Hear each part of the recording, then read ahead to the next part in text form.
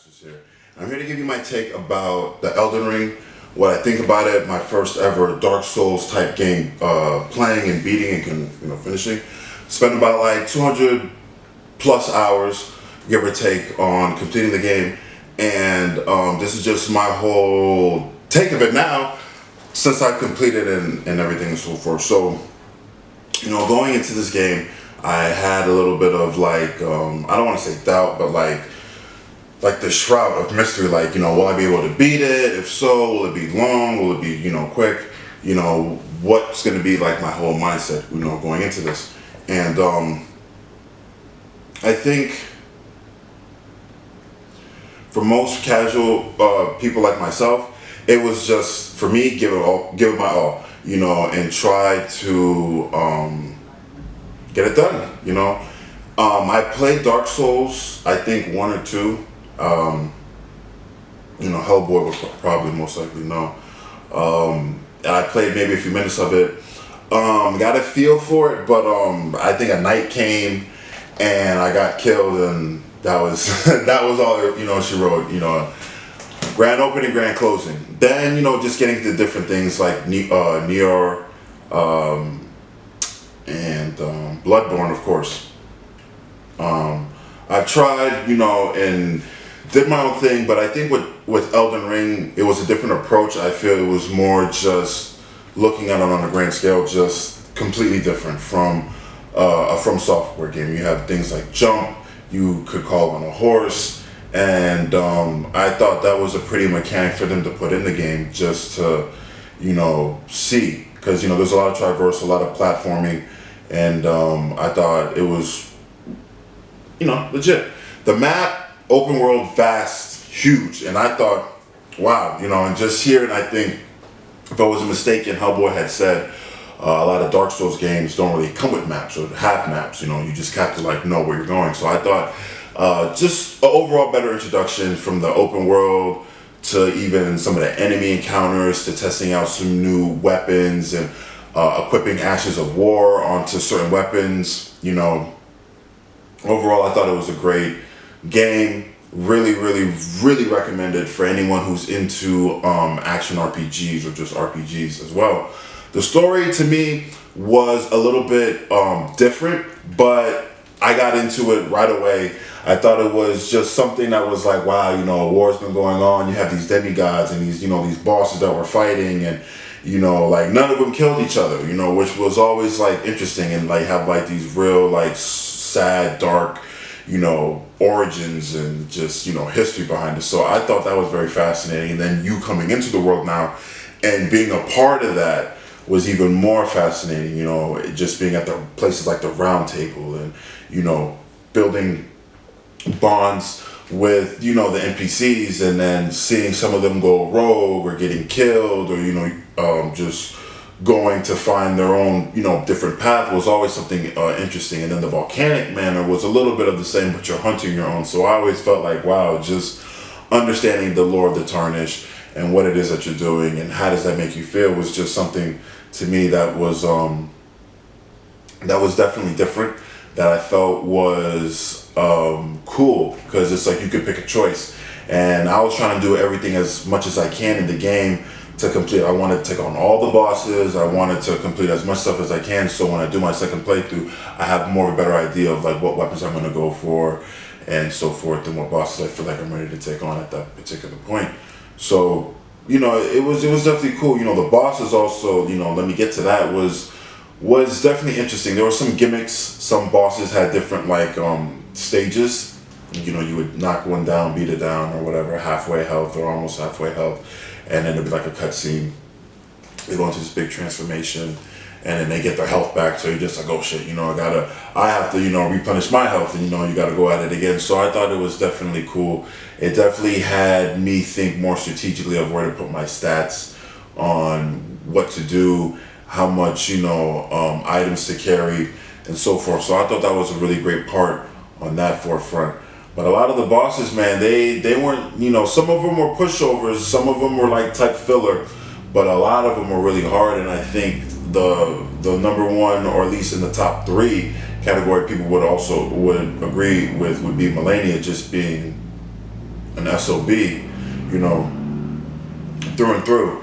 I felt like just the fact that this woman could hit you and regain half her health and then have these crazy combos and then practically one shot you if she grabs you was just already kind of like OP. So it was just one of those things where you're going to get your ass kicked literally hours upon hours until you finally come up with the W, come up with that win, and it feels so great. It feels so good, you know. So I think Melania for me was one of like my biggest obstacles and someone that I also wanted to face. Seeing the trailer and kind of just, you know, seeing some of the promotional art and the pre-order sales, I was like, okay, so Melania I thought was either going to be the main character or someone you're going to have to face. Seeing she was someone I had to face, I was looking forward to it. The ass kicking not so much, but what can you do? It's a Souls game. You die, you have to get your souls. If you die, you lose your souls. It's one of those things, you know, it's give and take. You know, but then you have some of the secret bosses that I felt were too OP. You know, like, damn. You know, one thing I can say about this game with the elemental status is blood loss to me was like crazy. You know, my guy was a dexterity build. Dexterity, a little bit of strength just to cover some interesting swords that also somewhat supported dexterity. And just seeing how like blood loss is really like super powerful in the game, you know, from PvP to PvE to even some of these bosses, it was just crazy just to really see that element shine a lot. You know, I think, you know, it was just something ridiculous. You know, the secret boss, the Bloodlord, I can't pronounce his name, so I'm not even gonna try to say it. He was one of those dudes that just spammed a whole lot of blood loss, and you would have to. He was just so tricky, you know. And now, since after the patch, now they just made him even more, you know, tougher. And I think it was supposed to be that way. You know, he is a secret boss, you know. But boy, oh boy, some of them were really tough. Some of them were really tough. Some of them not so much. But boy, were those bosses just interesting to come into contact with and battle and try your might, you know, go through different weapons, maybe go through different armor sets, maybe, you know, put this incantation on, this sorcery on, and go at it from there. You know, I think it was just something always to look forward to, you know, grinding up, you know, trying to get the best weapon, trying to strengthen up the weapon. You know, my weapon's at 19, I need it at a 21 to take on this guy. I thought it was something great. So, like, even off screen, just going on these, you know, off stream adventures to kind of get to that experience was also cool. It was also dope, you know. Like, the bosses, man, were just crazy. And then some of them would drop, like, you know, like runes and, you know, the remembrance. So I always felt like, okay, cool, you know, it's like a little 2-for-1 package that you would get, you know, with some of them. And then some of the champions would drop like their armor sets and like, you know, stuff like that. So that was always like a little nice, cool cosmetic. Like if you like the armor piece, you could rock it. The weapons were also cool to have as well, you know, blatantly, because, you know, they had some really good Ashes of War when you really think about it. So, you know, there was that. But overall, I would really recommend the game for anybody who's into the JRPG or action RPG or just RPG in general. You know, it's something different. I know a lot of Souls players would really recommend it. I would say if you played a From Software S-type game, whether it's Neo, Star Wars to some degree, and you know, Bloodborne, Sekiro. I'm trying to think what else they have at the top of my head real quick. Demon Souls. I would definitely highly recommend checking out at least before buying Elden Ring, you know, because it's definitely one of those games I feel like what From Software has, they could really go in a new direction, you know, leave Dark Souls behind, tell a new story, and let it be Elden Ring. But if they want to bring back Dark Souls, then that's fine with me too. But I just feel like this was a nice, you know, proper introduction, because I think they had some winks and nudges to Dark Souls, so a lot of people in that community would know. But overall, for me, it being my first game, the game held up pretty good. There was a few, you know, crashes here and there after every patch, but, you know, that's to be expected. If you don't have bugs when you first get the game, then they do a patch because some people are saying there are bugs, and you're going to get the bugs, then it's like a never-ending cycle. So,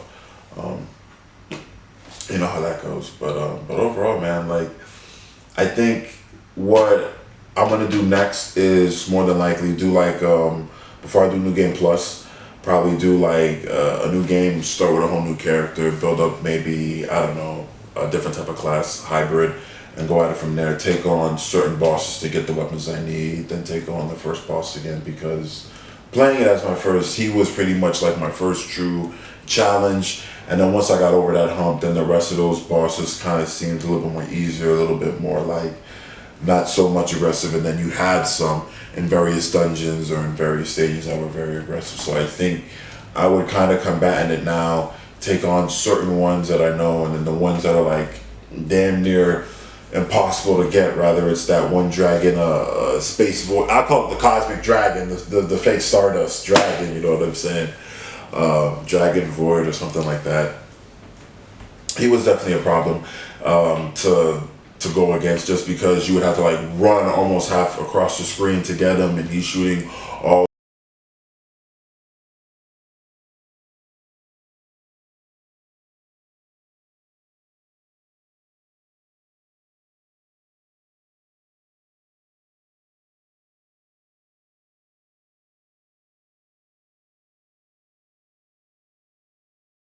a different journey. It's gonna be interesting. It's gonna be definitely be interesting. But it's crazy to think about it, because Hellboy was like, you gotta give them, let the people know your thoughts. You gotta let them know, because it's your first Souls game.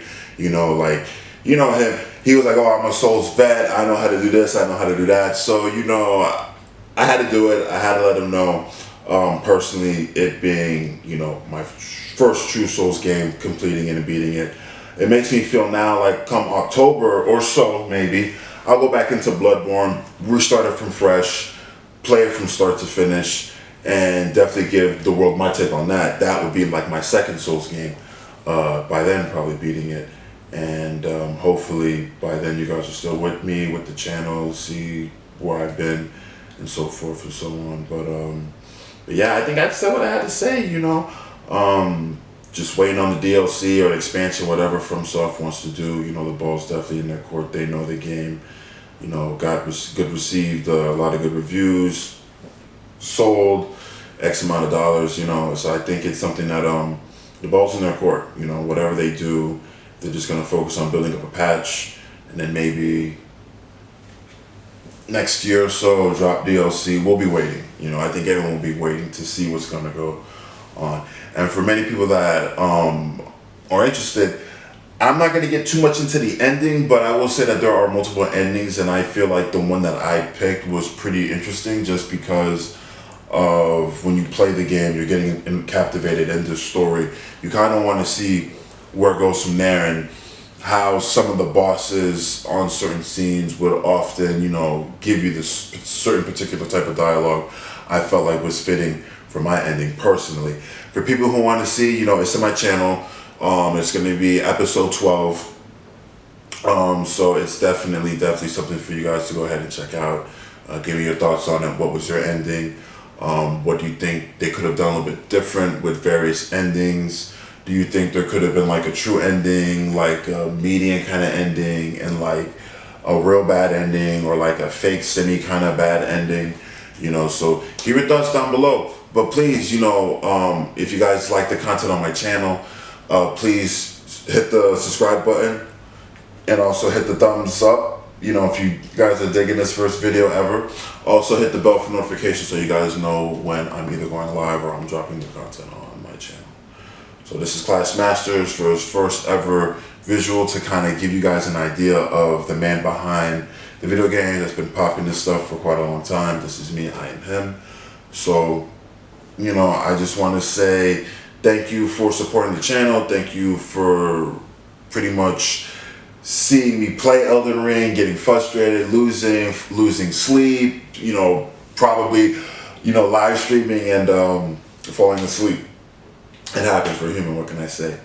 But yeah, so this kind of marks the conclusion of Elden Ring, and I'll see you guys soon with another one. Peace.